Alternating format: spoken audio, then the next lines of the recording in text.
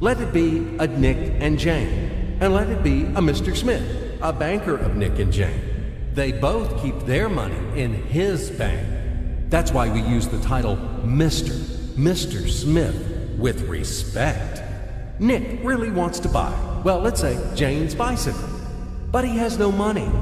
More precisely, he has money, but not enough, only $10, while Jane wants $100 for her precious bicycle.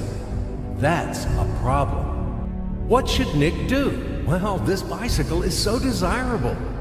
He gives Jane his $10 as a deposit and asks plaintively not to sell the bike to anyone. He says that he will bring the rest of the money soon.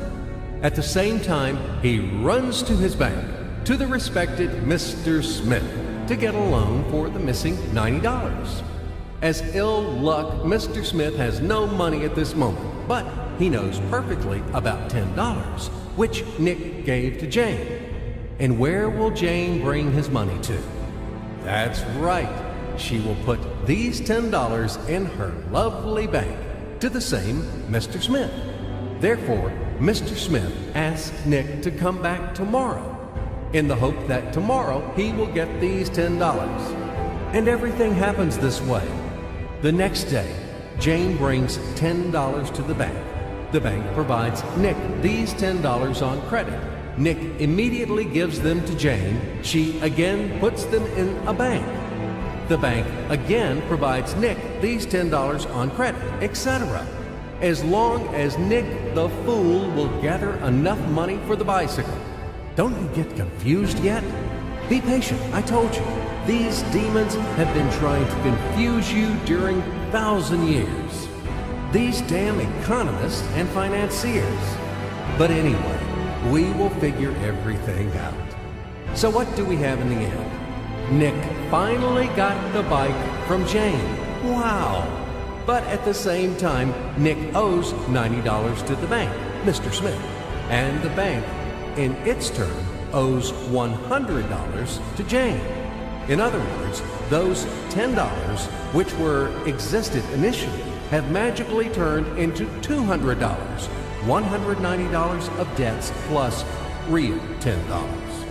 But these $10 would also turn into $1,000, even in $1 million or $1 billion, if Nick would make a more expensive purchase.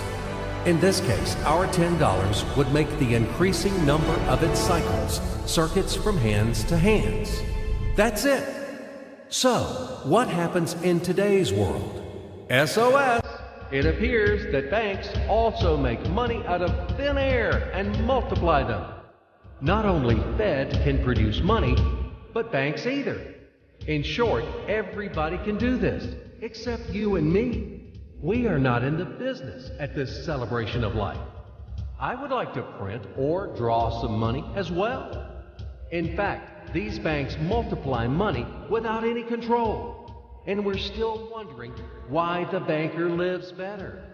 What are naive fools are we? Now it is clear why. The one who produces the money, of course, lives better. But this is not enough. From this moment, poor Nick will never be able to repay his debts owed to the bank, no matter how hard he would work.